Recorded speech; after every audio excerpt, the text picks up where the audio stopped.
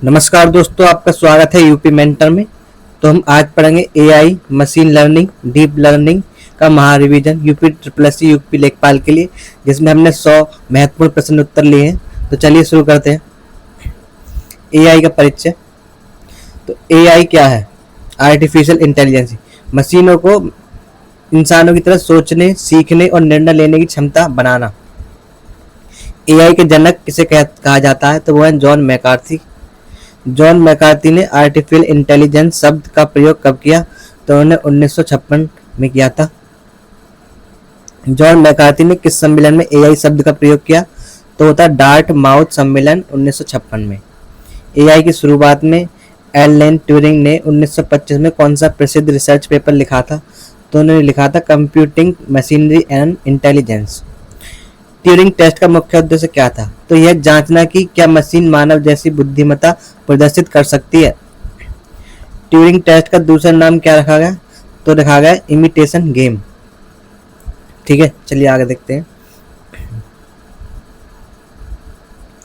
AI का इतिहास और महत्वपूर्ण प्रश्न। 3 लॉज ऑफ रोबोटिक्स, जो रोबोटिक्स के 3 नियम कौन से दिए? वो है किसने दिए? एलिजा ने। कब दिए थे? 1966 में। दुनिया का पहला चैटबॉट कौन सा था? तो वो था जोसेफ बेजस बाम ने एक थेरेपिस्ट की तरह बनाया था। ठीक है,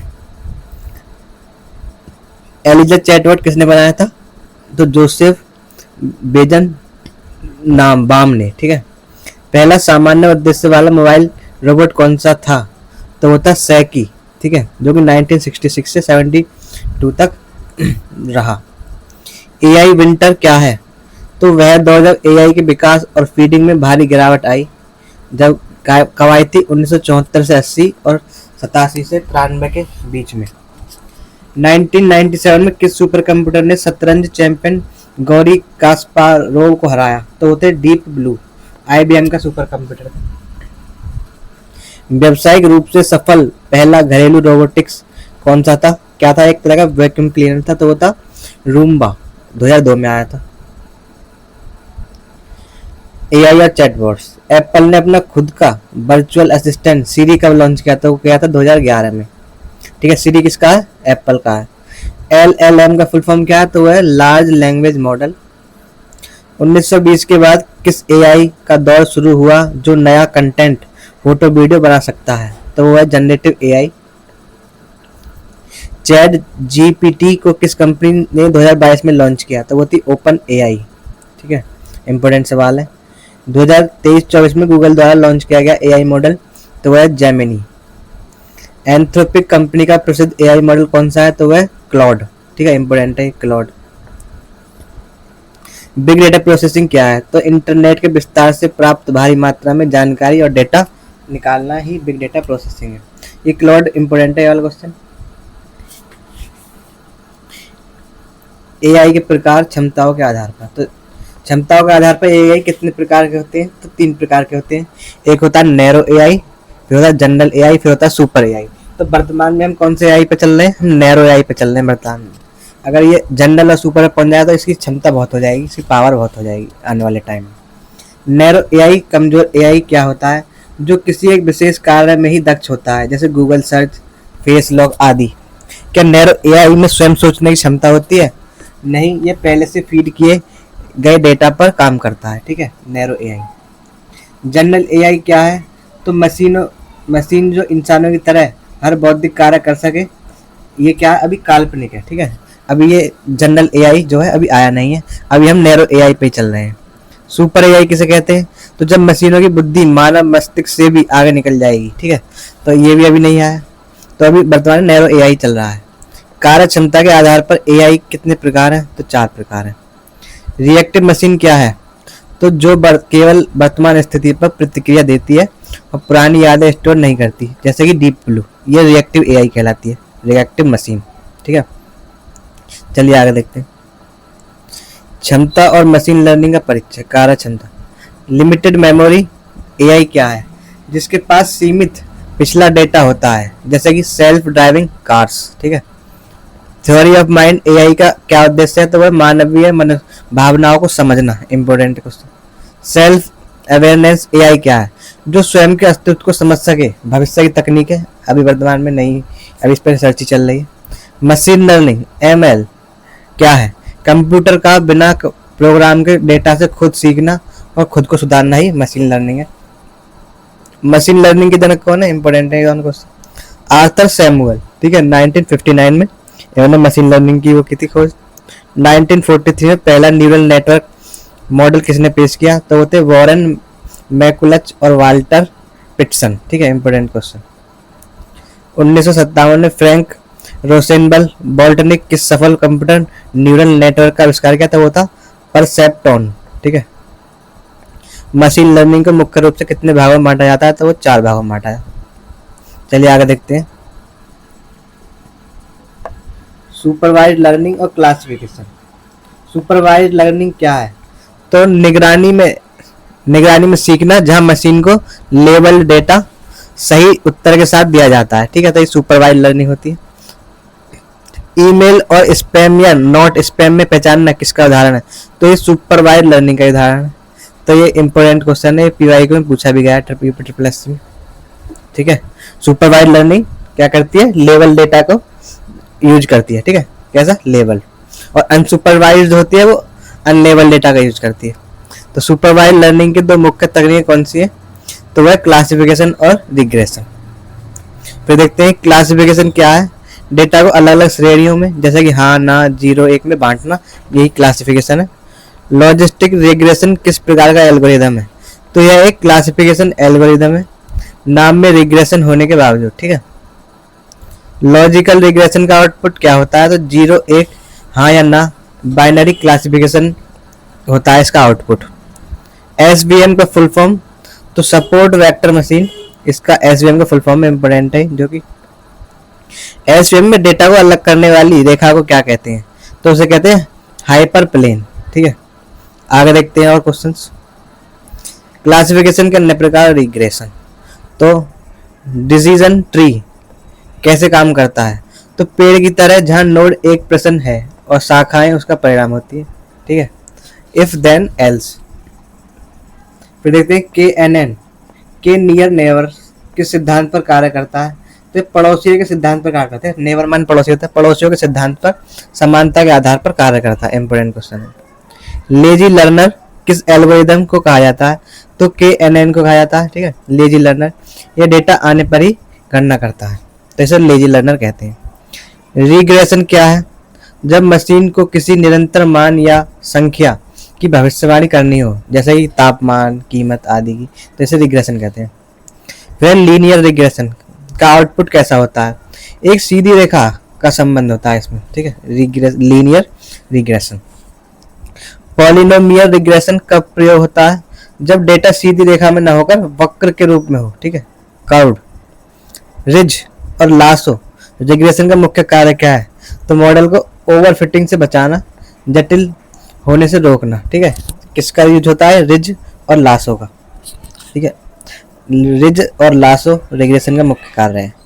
लासो रिग्रेशन का मुख्य उपयोग क्या है? तो फीचर सिलेक्शन, गैर जरूरी डेटा के गुणांक को शून्य करना, इसका मुख्य उद्देश्य है, ठीक है। चलिए आगे बढ़ते हैं। आगे बढ़ते हैं अनसुपरवाइज्ड लर्निंग और क्लस्टरिंग। अनसुपरवाइज्ड लर्निंग क्या है? बिना निगरानी के सीखना, जहां डेटा अनलेवल्ड होता है, ठीक है। तो अनसुपरवाइज्ड में अनलेवल्ड, अन से याद रखना, और लेवल्ड में लेवल्ड, ठीक है, ओ सुपरवाइज्ड में लेवल। अनसुपरवाइज्ड लर्निंग की मुख्य तकनीकें क्या है? तो वह क्लस्टरिंग और एसोसिएशन। फिर क्लस्टर का मुख्य कार्य क्या है? तो समानता के आधार पर डेटा का समूह बनाना, ठीक है। क्लस्टर क्या होता है? डेटा का समूह होता है और उसमें समान तरह का डेटा होता है। ई कॉमर्स साइट द्वारा ग्राहकों को उनकी पसंद के आधार पर बांटना क्या कहलाता है? तो कस्टमर सेगमेंटेशन कहलाता है, ठीक है। फिर के मीन्स क्लस्टरिंग में के क्या है? तो समूहों की संख्या जिसे यूजर पहले से तय करता है, ठीक है। के मीन्स क्लस्टरिंग में क्लस्टर का आकार कैसा होता है? तो होता है गोल, स्फीयर और लगभग बराबर होता है। हिरार्की क्लस्टरिंग, ठीक है, हायरार्कियल क्लस्टरिंग क्या बनाती है? तो ये वंश वृक्ष जैसा ढांचा या पदानुक्रम ढांचा बनाती है, ठीक है। कैसा ढांचा बनाती है? वंश वृक्ष का, ठीक। आगे देखते हैं डीबी स्कैन एल्गोरिदम किस पर आधारित है? डेटा के घनत्व डेंसिटी पर आधारित है। ठीक है, क्या है? DBSCAN. चलिए आगे देखते हैं। एसोसिएशन, सेमी सुपरवाइज्ड और रीइंफोर्समेंट, तो ये क्या है? क्वेश्चन पढ़ते हैं। और एसोसिएशन क्या है? तो एसोसिएशन विभिन्न रिलायबिलिटी के बीच संबंध या नियम खोजना, जैसे ए खरीदता तो बी भी खरीदेगा। ठीक है, तो ये क्या एसोसिएशन कहता है। फिर है एप्रियोरी एल्गोरिदम की कमी क्या है? तो यह बहुत धीमा है, पूरे डेटाबेस को बार बार स्कैन करता है। ठीक है, क्या? एप्रियोरी एल्गोरिदम। फिर अगला question, PF growth algorithm database को कितनी बार स्कैन करता है? तो केवल 2 बार करता है, ये बहुत तेज है। क्या? पीएफ ग्रोथ, तो एफ से फास्ट याद रख लेना। ठीक है, एफ से फास्ट। सेमी सुपरवाइज लर्निंग क्या है? तो लेवल्ड और अनलेवल्ड डेटा का मिश्रण, मिश्रित सीखना, इसे क्या कहते हैं? Semi supervised. इंपॉर्टेंट क्वेश्चन है ये भी। वेब पेज क्लाइफिनेशन किस लर्निंग का उदाहरण है? ठीक है, ये सेमी सुपरवाइज्ड लर्निंग का उदाहरण है। फिर है रीइंफोर्समेंट लर्निंग में किस सिद्धांत पर आधारित है? तो पुरस्कार और दंड के अनुभव पर आधारित होती है रीइंफोर्समेंट। सेल्फ ड्राइव कोर्स और गेमिंग में किस लर्निंग का उपयोग होता है? तो इसमें रीइंफोर्स लर्निंग का यूज होता है। इंपोर्टेंट है। ओवरड्राफ्टिंग क्या है? ओवरफिटिंग, सॉरी, जब मॉडल ट्रेनिंग डेटा रट लेता है लेकिन नए डेटा पर फेल हो जाता है तो क्या होता है? इसे ओवरड्राफ्टिंग बोलते हैं। इंपोर्टेंट है ये भी बहुत ज़्यादा। ठीक है, जब मॉडल ट्रेनिंग डेटा तो रट लेता है लेकिन जब नए डेटा पर यूज करते हैं तो वो फेल हो जाता है, इसे ही हम ओवरड्राफ्टिंग कहते हैं।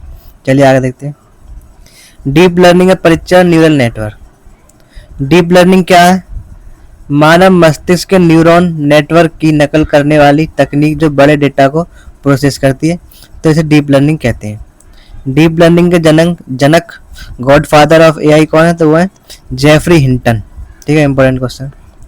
बैंक प्रोपागेशन एल्गोरिदम का क्या नाम है? तो वो है नेटवर्क की गलतियों को पीछे भेजकर उन्हें सुधारना। ठीक है, तो बैंक प्रोपेगेशन एल्गोरिदम का काम क्या है? नेटवर्क की गलतियों को पीछे भेजकर उन्हें सुधारना। ANN आर्टिफिशियल न्यूरल नेटवर्क में कौन सी 3 लेयर होती हैं? तो इनपुट लेयर, हिडन और आउटपुट लेयर होती है। ठीक है, फिर न्यूरल नेटवर्क में कितनी ज़्यादा हिडन लेयर्स होंगी, नेटवर्क कैसा होगा? जितनी ज़्यादा होंगी उतना ही ज़्यादा डीप या गहरा होगा। ठीक है, फिर ANN डेटा को किस दिशा में प्रोसेस करता है? केवल आगे की दिशा में फीड फॉरवर्ड प्रोसेस करता है। कॉस्ट फंक्शन क्या है? वह मान जिसे कम करके मॉडल को सटीक बनाया जा सकता है, तो उसे कॉस्ट फंक्शन कहते हैं। अंडरफिटिंग क्या है? जब मॉडल इतना सरल हो कि डेटा का पैटर्न ही न समझ पाए। ठीक है, तो अंडरफिटिंग कहते हैं। इंपोर्टेंट सवाल। अब देखते हैं learning, deep learning architecture, CNN, RNN और JNN। ठीक है, इंपोर्टेंट है सारे। CNN कन्वोल्यूशनरी न्यूरल नेटवर्क का मुख्य उपयोग क्या है? ठीक है, कन्वोल्यूशनरी, इसका मुख्य उद्देश्य क्या है? दृश्य डेटा, इमेज या वीडियो प्रोसेसिंग में इसका यूज होता है। और convolutional feature layer, convolutional layer features, किनारे और रंग को पहचानना, ये भी इसका काम है। CNN की सबसे महत्वपूर्ण पहली परत कौन सी है? तो वो है पुलिंग लेयर। ठीक है, पहली लेयर कौन सी है? Pulling layer. डेटा के आकार को कम करने के लिए CNN किस लेयर का उपयोग होता है? CNN में तो क्रमबद्ध डेटा, सिक्वेंशियल डेटा और टाइम सीरीज के लिए इसका उपयोग होता है। ठीक है, RNN रिकरेंट न्यूरल नेटवर्क का उपयोग किसके लिए होता है? तो पुरानी जानकारी भूल जाने की समस्या से छुटकारा पाने के लिए। ठीक है, तो किसका यूज होता है? Reckoning neural network. इंपोर्टेंट है। RNN की किस कमी को LSTM दूर करता है? तो किसकी कमी को दूर करता है? 3 फॉरगेट, इनपुट, आउटपुट और गेट। LSTM में कितने गेट्स होते हैं? तो 3 होते हैं, फॉरगेट, इनपुट, आउटपुट और गेट। इसका क्वेश्चन यहाँ छूट गया, आंसर बाद में बताएंगे इसका। GANS इसे कहते हैं जनरेटिव एडवर्सियल नेटवर्क का क्या काम है?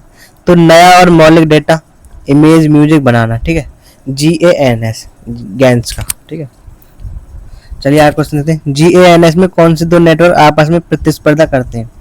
तो जनरेटर और डिस्क्रिमिनेटर, ठीक है, दोनों ही आपस में प्रतिस्पर्धा करते हैं।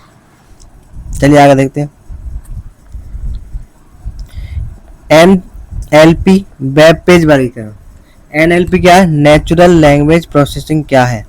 तो मशीनों द्वारा मानव भाषा को समझने और प्रोसेस करने की तकनीक है। गूगल ट्रांसलेट और सिरी किस तकनीक पर काम करते हैं? तो ये RNN और NLP पर कार्य करते हैं। कंप्यूटर विजन क्या है? तो डिजिटल इमेज या वीडियो से जानकारी निकालने की क्षमता क्या कहलाती है? Computer vision. वेब पेज वर्गीकरण में फीचर्स एक्सटेंशन क्या है? तो वेब पेज वर्गीकरण में फीचर्स एक्सटेंशन शब्दों, कीवर्ड्स, हाइपरलिंक्स और विजुअल लेआउट के आधार पर वेब पेज को पहचानने का, ठीक है, क्या है? फीचर्स एक्सटेंशन बोलते हैं इसे। फिर है NAIVE नेव बेस एल्गोरिदम मुख्य रूप से किसके लिए उपयोग होता है? तो टेक्स्ट क्लासिफिकेशन और स्पैम को पहचानने के लिए यूज होता है। किसका?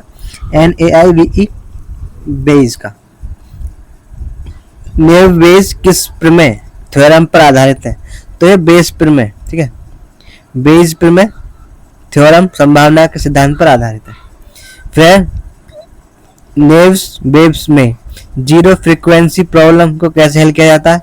तो लापास स्मूथिंग के जरिए, ठीक है।